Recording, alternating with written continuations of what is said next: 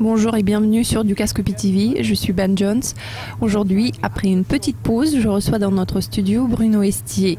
Bruno, c'est toujours un plaisir de vous accueillir. Bonjour Ben. Le mois dernier, l'indice de volatilité, le VIX, faisait près de 11%. Est-ce qu'il y a eu des changements sur le marché boursier américain en août ? Bien sûr qu'il y a eu des changements au cours de l'été. Nous pouvons le voir sur le graphique du VIX. Il est remonté de 11% jusqu'à 17,5%. Il est intéressant de noter que ce niveau est toujours inférieur à la marque précédente de 19,21%. La baisse qu'on a observée depuis 3 semaines nous a amené vers le niveau de 11,50% qui est un niveau clé.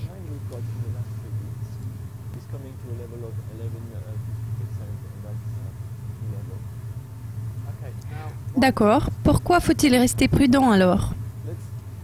Regardons un peu en arrière. Voici le graphique historique du VIX. Nous pouvons voir que le niveau de 11,50 est un niveau historique à partir duquel il y a toujours de brusques rebonds. Nous avons déjà observé des remontées qui ressemblaient à la situation qu'on avait eue en 2006 et 2007. Il se peut que la peur qui a apparu au mois d'août ne soit qu'une étape préliminaire à une période sensible de septembre-octobre.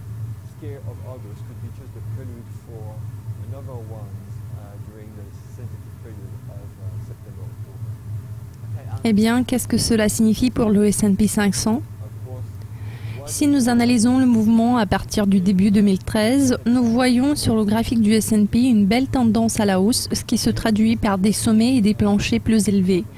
Tout récemment, nous nous sommes rendus compte que dans la partie droite du graphique, nous sommes en train d'enregistrer des sommets plus élevés aux alentours de 2000 sur le S&P 500. C'est assez dynamique, mais nous devons penser au scénario probable qui pourrait se réaliser au début de septembre. Si au début de septembre, le S&P recule en dessous de 2000, il y aura des changements au niveau de l'élan que nous voyons dans la partie inférieure du graphique. C'est-à-dire que nous aurons des sommets inférieurs sur l'élan par rapport aux sommets plus élevés sur les prix. Cela signifie en termes techniques qu'il existe une divergence baissière qui se développe. En règle générale, ça sert d'un signe précurseur d'une correction à venir. Cette correction pourrait nous amener à un niveau bas précédent de 1904 et si elle s'avère très intense, cette correction, nous serons susceptibles de voir le déclin jusqu'à 1700.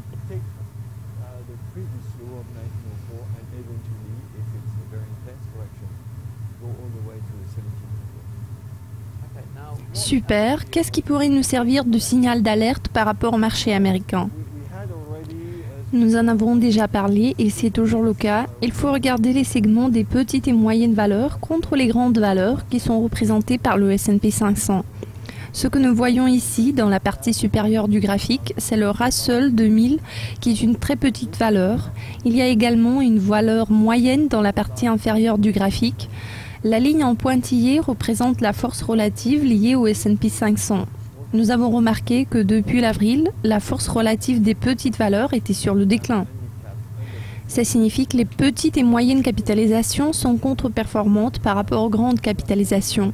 Si nous parlons des moyennes valeurs, si on n'arrive pas à marquer un nouveau sommet et recommencer à reculer en septembre, cela pourrait être un mauvais signe. D'accord. Pourra-t-on observer des signaux d'alerte sur les marchés européens ? Le marché européen était le plus faible au cours du dernier trimestre. Comme nous l'avons remarqué ici, la correction a été plus importante que sur le S&P 500 car nous nous trouvons près des points bas du début de l'année. La force relative était sur le déclin. En revanche, ce qu'il faut surveiller dans les jours et semaines qui vont suivre, c'est le manque de durabilité de ce rebond et la reprise de la tendance à la baisse de la force relative. Ça va être un mauvais signe. Si nous regardons les marchés émergents, on dirait qu'il y a de bonnes nouvelles ici, car l'on est sur le point d'atteindre de nouveaux plus hauts. Cependant, si on n'arrive pas à maintenir ces nouveaux plus hauts, il y aura une divergence baissière comme celle qu'on voit sur le S&P, et on aura le même type de divergence, car le prix reviendra dans son ancienne fourchette. Le niveau de 2000 sur le S&P n'est pas un bon moment pour la complaisance, mais plutôt le moment de faire attention à l'évolution du graphique dans les prochaines semaines.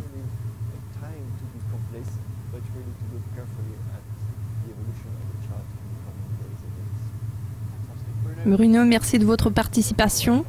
Merci de nous avoir suivis sur Dukascopy TV. Restez à l'écoute car nous vous présenterons très bientôt encore plus de nouvelles mises à jour et d'interviews exclusives. À très bientôt.